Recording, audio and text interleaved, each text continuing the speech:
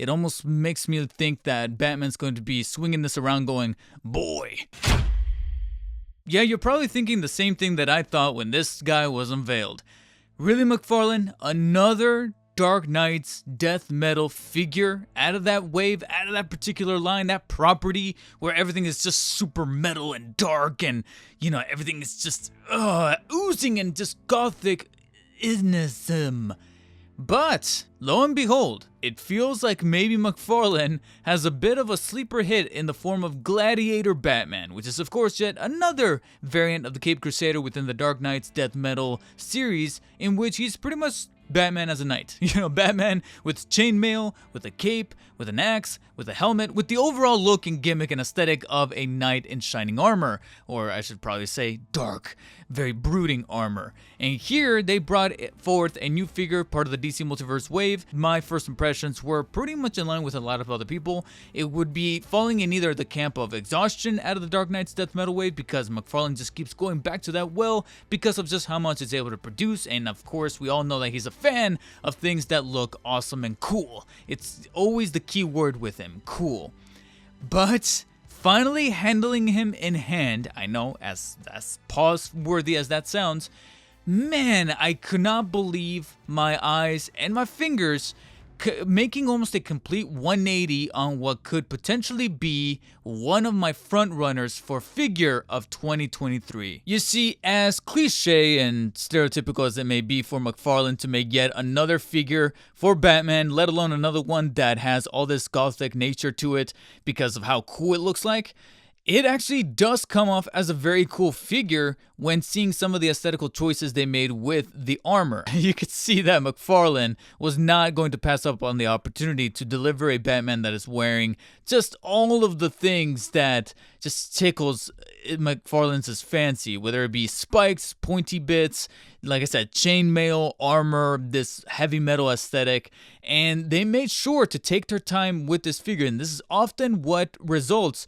whenever McFarlane takes their time with their figures, is actual quality, build, and detail within that actual kind of armoring and the overall aesthetic of the costume for Batman. An awful lot of the armor detailing around the chest and the abdomen comes through very well. The only thing that I will probably say I'm a little indifferent on is this kind of like dirty look, but at the same time, considering that this is the Batman that goes up against Joker Dragon, it kind of makes sense for there to be some wear and tear scratches. There's a really nice gash on the armor that is part of the storytelling behind the character, and so you see an awful lot of that coming through within the bat symbol that's kind of gashed out here on the front of his chest piece, along with, like I said, that weathered kind of metal look to it that's kind of brushed off almost like with dirt.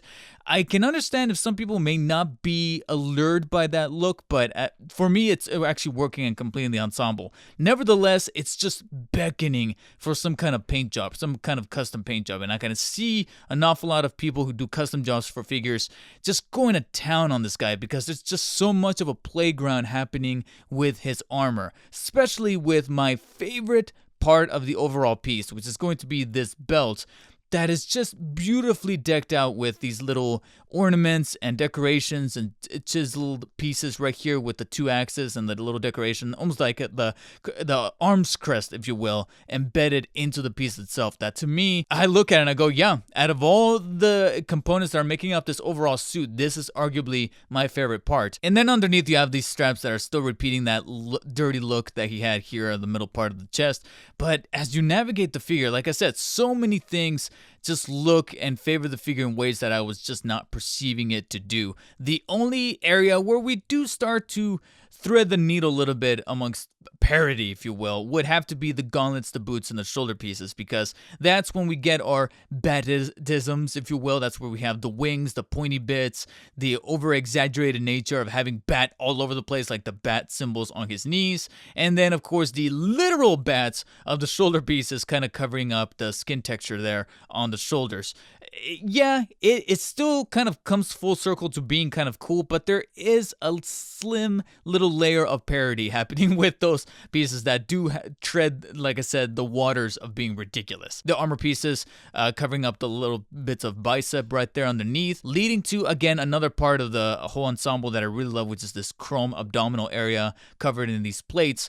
And just the overall look just warmed up to me very quickly. There was very little convincing for me to go, yep, it may look ridiculous at first glance, but once you're witnessing him in different lighting poses and being able to kind of futz with the figure, then this guy is quickly becoming another, favorite that is part of that death metal wave that, as tired as they may be, at least if they're delivering on the quality that we happen to have here with this Gladiator Batman, hey, I'm all for it.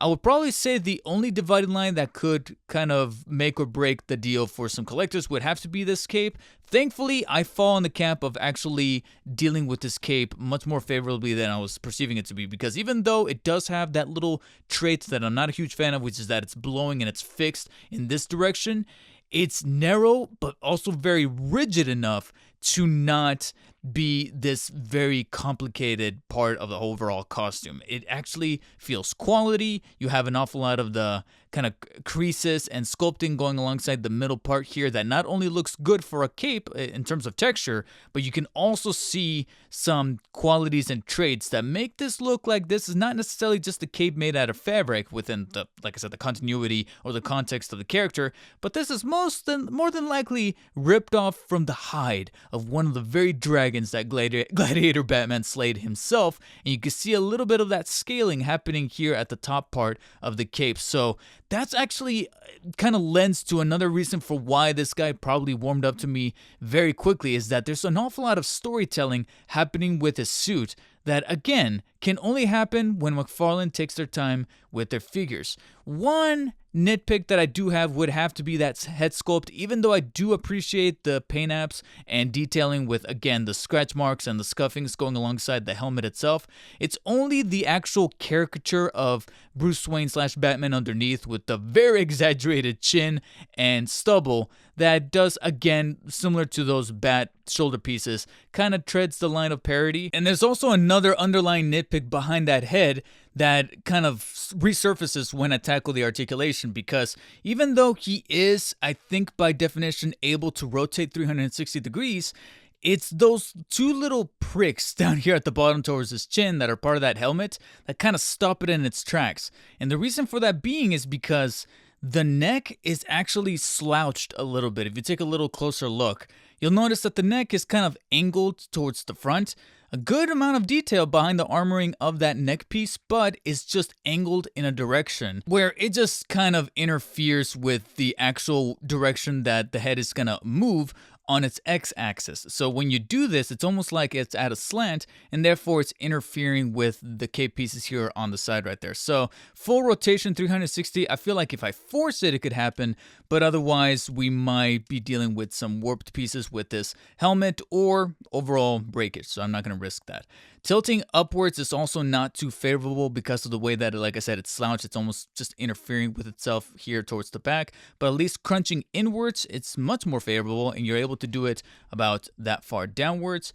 Now, the shoulders, however, are just absolutely ridiculous in a very positive way. Don't get me wrong.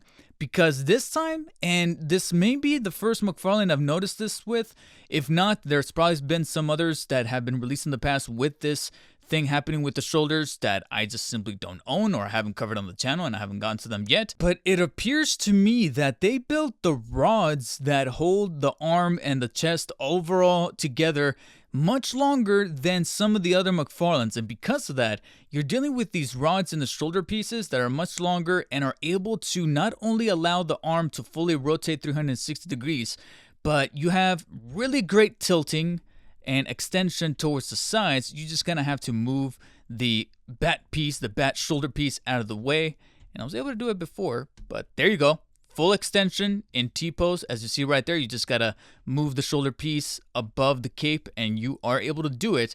And the reason for that is because, again, those rods are made much longer than previous Batmans that I've dealt with. And on top of that, there is just so much mobility happening within the other directions as well, that you're fully able to swivel and shrug the shoulders, as you see before you there. The only issue with that, and it's not even that much of an issue, it's just something to know ahead of time, is that that's going to cause this little kind of washer piece that they sometimes put inside of the shoulders with McFarlane's to really move about and be really loose. And because how loose it is, it sometimes does kind of ruin the immersion, quote unquote, and letting you peek inside to look at the innards of the figure, so do be careful with that. But just know that that doesn't necessarily mean that it's broken or it's detached. That's just how it is. So that's one thing that did cross my mind, is like, is my shoulder broken? Why is that piece super loose? It actually scared me for a quick second, but upon closer inspection, no, it's just really fidangling itself here inside of the little space between the shoulder ball joint and the main torso piece. So just be careful with that. But once you kind of get a good feel for how the shrugging happens here, there's an awful lot of mobility happening within the shoulder that I just wish that more McFarlane's would take into consideration, because just look at how much I can pose the arm and the shoulder. It's actually one of my favorite joints I've come across in a really good while, to where you can have him kind of like hunkering down like this, or getting kind of battle ready and posing the shoulders as far back as possible within kind of like a butterfly motion. And so as you see like that, this is just one of the more flexible joints within the shoulders for a Batman figure in quite some time. And out of all the characters, it happens to be Gladiator Batman to withhold that joint and that amount of movement. So I'm pleasantly surprised by that. The only downside, though, is that once we get to the biceps, the joints are there, but they are not able to move 360 degrees due to how large this shoulder piece, again, this shoulder bat wing, bat body, shoulder armor is designed and glued onto the piece. They glued it to the bottom here where the bicep is at, just like they do with other shoulder pieces for Batman figures. But sadly, because of just how wide and massive it is not going to allow the bicep to fully rotate. It can nudge from side to side, but it's not going to give you the full rotation like some other Batman have done. But you do get the two joints at the elbows that are fully able to bend all the way upwards, as well as that typical ball joint at the wrist that is able to rotate 360 degrees, as well as move inwards and outwards. Then we have the torso joints, where we do have not one, but two cuts across the body, one above here in the middle between the opaque chest plate and then the silver chrome abdominal pieces that are fully able to rotate 360 degrees. We do get a slight waist articulation. They could kind of nudge left to right slightly, but not fully able to rotate all the way around. But the flexing and the actual crunching you get from either forward or back is really flexible, much more than I was anticipating, because usually when you get good extension towards the back, you don't get really any crunching towards the front. But as you can see, he can crunch inwards an awful lot. So this is also yet again another part of the body that really surprised me as far as posability. Then we get to the legs, where we have a couple more surprises in store. One really pleasant, and then the other one not so pleasant, but literally, like physically. But then at the top of the legs, you do get the two standard joints that allow extension to be about that far forward. It is a little restrictive because of the way that the skirt piece is designed, but when you flex back, it is a little bit more favorable, just at least more favorable than some other crotch pieces I've done so with Batman. And then you get extension that are able to push past those little things that kind of just dangle here from the middle piece, the little waist piece, but at least you do get proper extension right there. Then you get what I think is also, like I said, the pleasant surprise, which is going to be thigh cuts across the very thick thigh right there that are fully able to rotate 360 degrees. And at first I thought to myself, why are we actually incorporating these now? And like a form of lightning, it dawned on me that you have the back artwork confirming that this is the Batman that not only slays dragons, but also rides them in the form of the Joker dragon who he's able to ride. And they incorporated that into the figure itself by giving him thigh cuts to allow him to ride Joker dragon, which is essentially a vehicle. So obviously that is going to be the case. And so they factored that in. And that is awesome. That is cool to see that you got that there, not only for the functionality of being able to ride the Joker Dragon and pose with him, but also just to allow better footing for the figure so that you're able to swivel and rotate horizontally the legs to get him to stand properly, considering how top heavy he can become with the cape and the overall armor ensemble. So that is cool to see. Very welcome and appreciated by McFarlane. You then get standard joints at the knees that are fully able to bend all the way up like so. Then we get down to the ankles where we have the standard, actually I think we have the new joint in there that does allow 360 degrees rotation towards the sides as well as pivoting downwards and forwards. My right one is a little on the loose side, but the left one is a little tighter and it's slightly ratcheted when moving up and down, but not as clicky as some others that I have dealt with. Then we get to the not so pleasant surprise, which is going to be the toesies. Not only can the toes not really move all the way up, they kind of stop after one slight notch upwards, but you have a literal spike here at the tip of the toe via the armoring of the boot. And so if you're not careful, bending the toes upwards can legitimately make you bleed. So be careful. In the form of our accessories, we only get really one main inclusion, and that's going to be his Gladiator axe right here, which is really well chiseled with the etchings here on the metal part, as well as the overall design and how large the blade is and the hilts with the little straps around right there. Could have used a little bit of added decor, but overall not a bad piece. It almost makes me think that Batman's going to be swinging this around going, boy. The only real concern that I had was just how thick and massive the hilt gets here towards the bottom. So I thought to myself, how is this guy really going to fit into either one of his hands considering how clasped they're looking? But as you'll navigate towards the top, you'll notice that it gets much thinner here in the middle part right underneath the blade. So the thing that I figured out is to simply just notch that much thinner area of the hilt into the hand and just kind of mess around with it a little bit, bend it in between the two, the index finger and the thumb, and then just quickly slide it towards the bottom, and then you'll be able to have him sport the axe. So once you hear it pop in, you'll see it kind of like that, and then I simply just take it and pull it upwards so that it's able to slightly open his hand a little bit better, but then you'll notice that it's in a much more natural position like so. So there you have Batman with his axe, his Gladiator axe, as well as just his overall badass look that to me, again, I could not emphasize this enough, surprised me to no end, from articulation to posability to overall aesthetic look and detail of the armor itself, that in fact, I'm going to call it right now, a lot of you are going to make a mistake with this figure.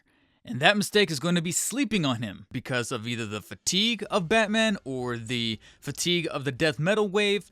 But the fact of the matter is that I'm there with you. I'm in that same camp, and yet I was turned by just how much value and quality and even character is protruding out of Gladiator Batman. So much so that it's compelling me to give the sucker an 8 out of 10. If you happen to have already owned the Joker Dragon, then this would be a very endearing companion piece, and I highly recommend him. And if you want to take my word for it, then be sure to use the affiliate links in the description to bring him home, and it helps out the channel in the process. Otherwise, if you guys want to check out another McFarlane toy review, then check out the one showing up on screen now. Thank you so much for watching, and as always, stay humble. I'll see you later.